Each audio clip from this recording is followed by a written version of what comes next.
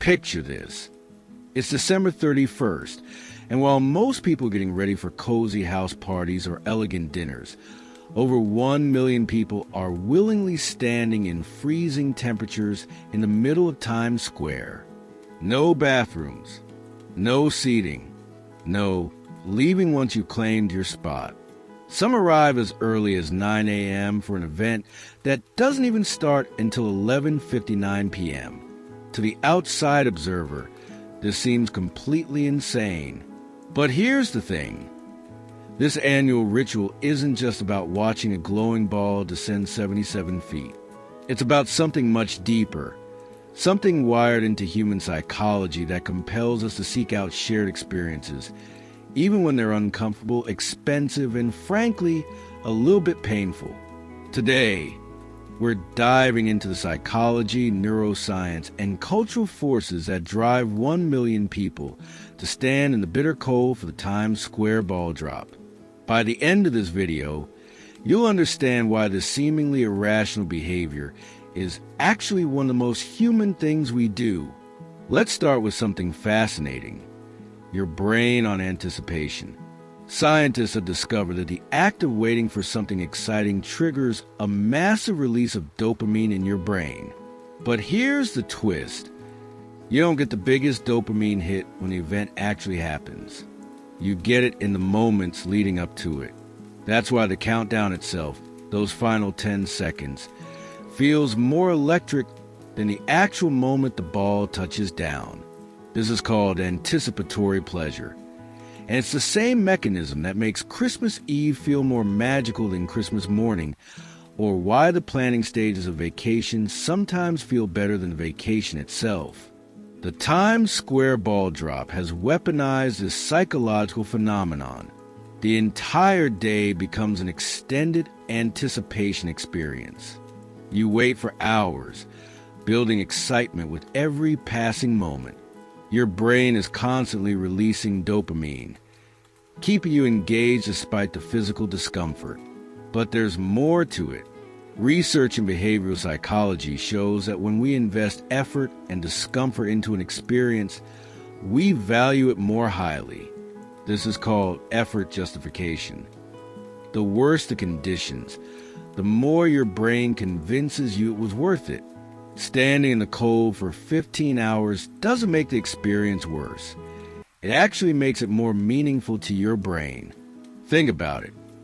If you could just walk up at 11:50 p.m. and watch the ball drop comfortably, would it have the same emotional impact? Probably not. The suffering becomes part of the story. It's the hero's journey, and you're the hero who endured the elements to witness this moment. And here's something even more interesting. The uncertainty adds to the thrill. Will you get a good spot? Will the weather hold? Will you make it through without a bathroom break? Your brain loves uncertainty when the stakes are manageable. It's why people gamble, why they watch sports, and why they stand in Times Square not knowing exactly what the experience will bring. Now, let's talk about what happens when 1 million people gather in one place with one shared purpose. French sociologist Émile Durkheim coined a term for this in the early 1900s, collective effervescence. It's that electric feeling you get when you're part of a massive crowd, all focused on the same thing. Religious gatherings, concerts, sporting events, protests, they all tap into this phenomenon. When you're standing in Times Square surrounded by a million strangers, something remarkable happens in your brain. Your sense of individual identity starts to blur, and you begin to feel part of something larger than yourself. Neuroscientists have actually measured this. They found that during collective experiences, brain activity begins to synchronize across individuals in the crowd. You're literally thinking and feeling in rhythm with the people around you.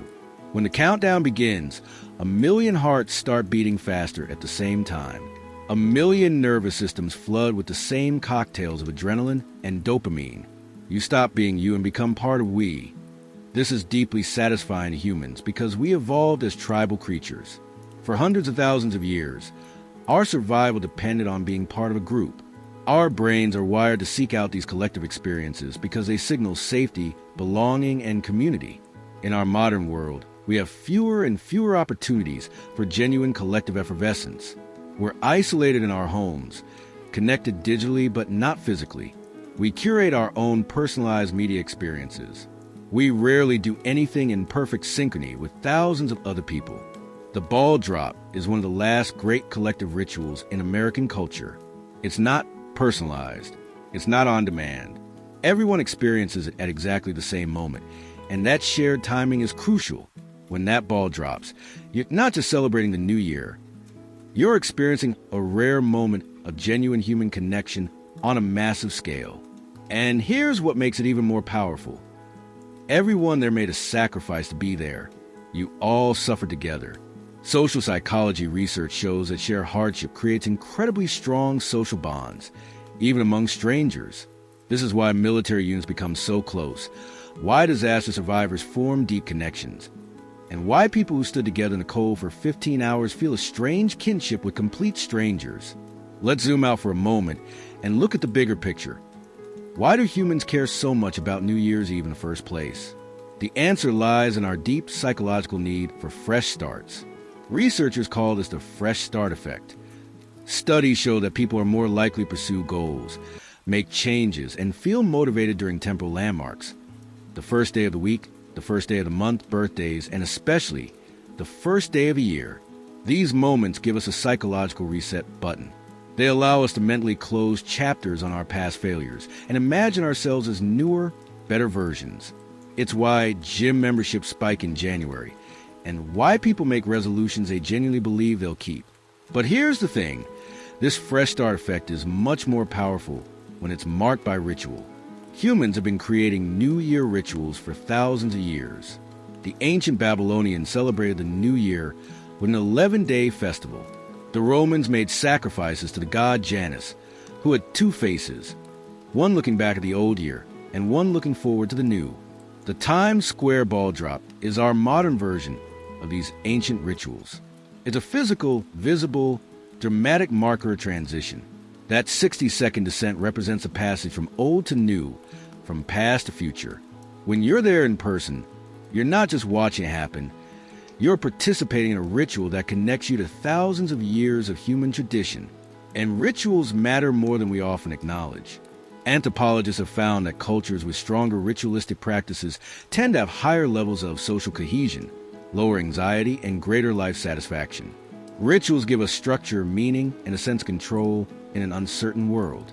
When you stand in Times Square and count down from 10, you're engaging in a ritual that millions of people are performing simultaneously across the country, across the world. You're synchronizing your personal renewal with a collective renewal.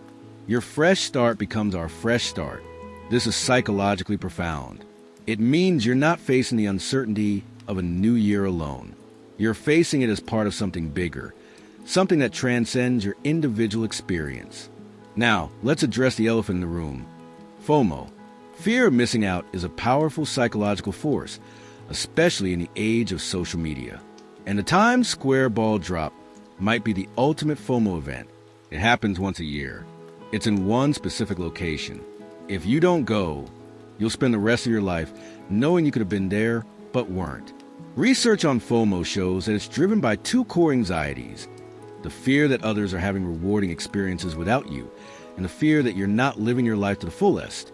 Social media amplifies these anxieties because we're constantly exposed to curated highlights of other people's experiences. The ball drop feeds directly into this. Every year, millions of people see images of Times Square on their TV screens and social media feeds. They see the crowds, the energy, the celebrities, the spectacle, and a little voice in their head whispers, "You should be there." For many people, attending the ball drop becomes a bucket list item, a box to check, a way to prove to themselves and others that they're living fully. It's social proof that you're the kind of person who does things, who has experiences, who doesn't let life pass by. And here's where it gets interesting. The worse the conditions, the better the story. If you go to Times Square and it's comfortable and easy, you have a mediocre story. But if you go and it's freezing, you can't feel your toes, and you regret every decision that led you there, that's a great story. That's content. That's something you'll tell people about for years. In the social media age, Experiences aren't just about the moment itself.